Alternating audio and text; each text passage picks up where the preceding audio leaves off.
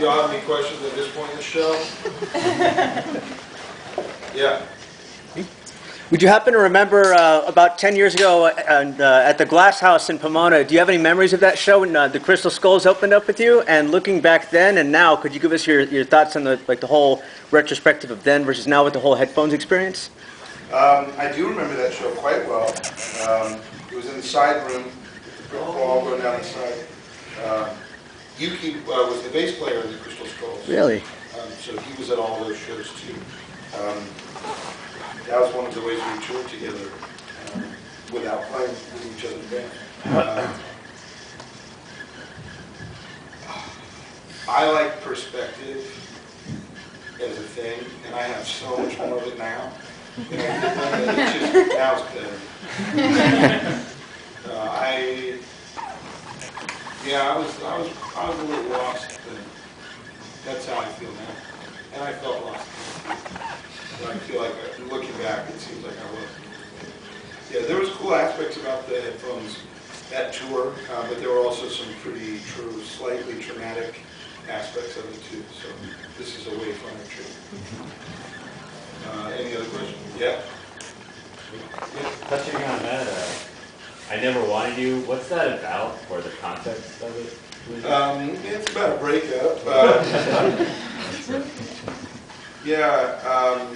Some friends of ours were breaking up, and I rarely, I guess maybe never, write about the trouble that my friends are having and exploit it for wealth and fame. I'll have it in you see here. But in that case I did, and so yeah, it's just about a, but I think, to me it's about a defense mechanism, and it seemed to me at the time like I was making fun of the person whose voice I was singing. I was kind of mocking them, and then by the end of the song, by the time I finished writing it, I was sympathetic to their point of view. Yeah. Did you have a question? Yeah, could you go further into detail about the rap music you were listening to on the way here? Well, so we were listening to, maybe I said rap music. We did listen to some, we listened to Roots Vanilla, Witness, that song. Did we listen to any other hip hop? Not today.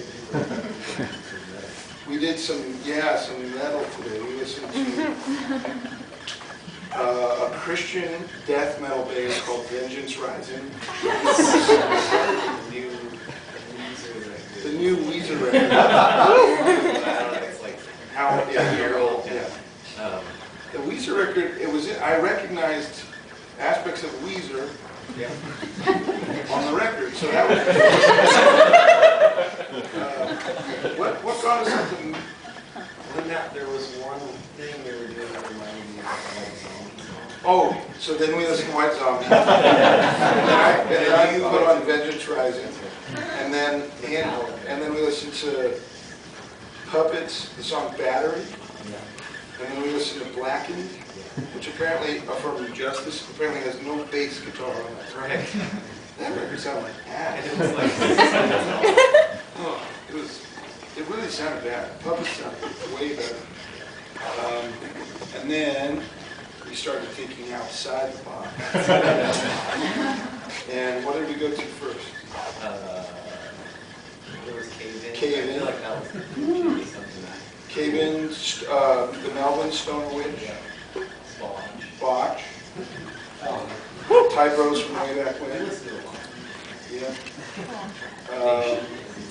Nation of Ulysses, the A-Frame.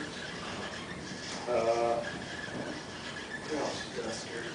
Okay, then somehow we got off.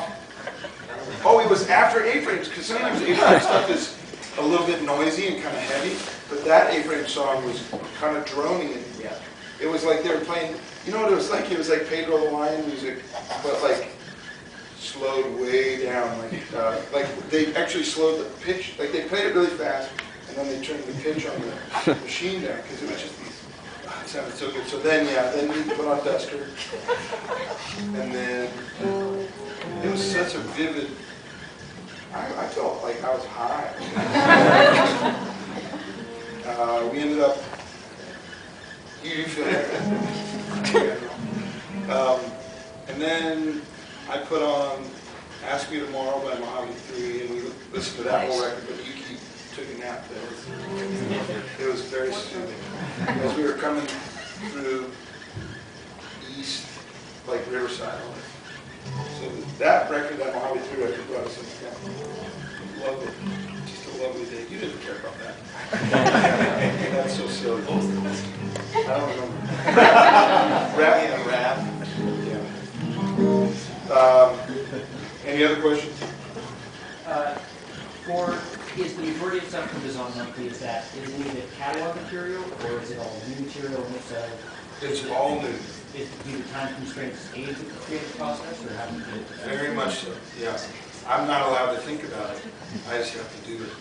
And well, that's one thing. We listened to all of Bazan Monthly Volume 1 today also, which I liked. We both were surprised at how much we liked it, I think.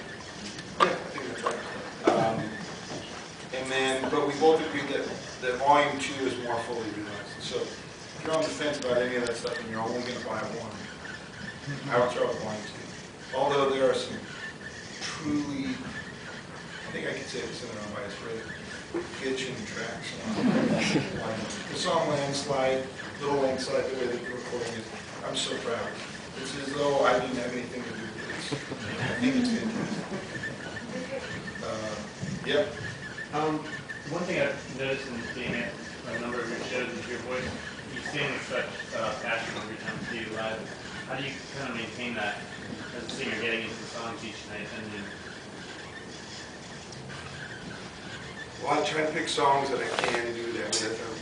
I don't really do requests because sometimes somebody will say, play this song, it's a perfectly good song, and then I play it and I just can't find it. You know? Also, I don't know, the world is just such a fucking mess. It's so upside down. It's a cathartic way to, it's my response to people. People think that America is going to, like, it's just going to magically explode because now gay marriage is legal. And that's really funny. It also hurts so much to think just how stupid people are, how ignorant and how upside down their thinking is about the straining out the gnat, the letting the camel through it. Is that the Jesus thing? It's just crazy. It makes me upset. It's so, there's just such a huge distance between people that I love and me. And it doesn't make any sense. They taught me how to be, and they're totally fucking crazy. It's weird. I don't like it. So that's why I sing like I do. It's like Johnny Cash wears black until everything's straight, and I just have to sing as hard as I can every night until everything gets straightened out. And then I get to go on vacation with my kids.